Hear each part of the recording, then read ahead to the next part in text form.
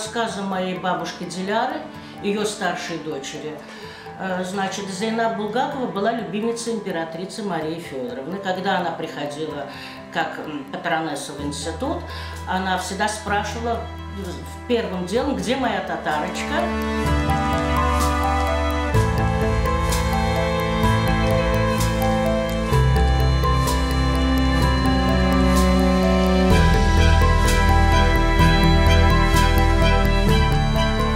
Зейнаб Булгакова была очень передовой женщиной для того времени, и она была просветительницей, то есть в каком-то определенном смысле, конечно, потому что она никогда не считала, что удел женщины – это там кухня и там все.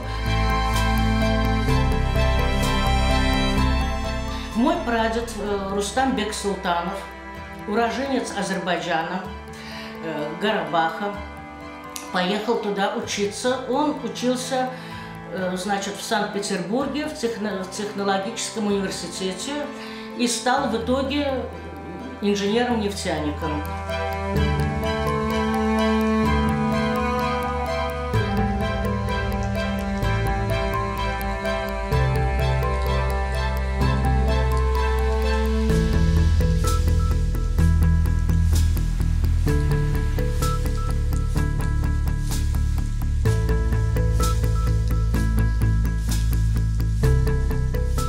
Я помню, она напевала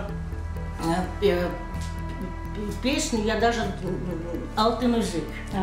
Вот я до сих пор помню, я всегда гордилась своими предками, очень гордилась, горжусь, я этого не стесняюсь говорить.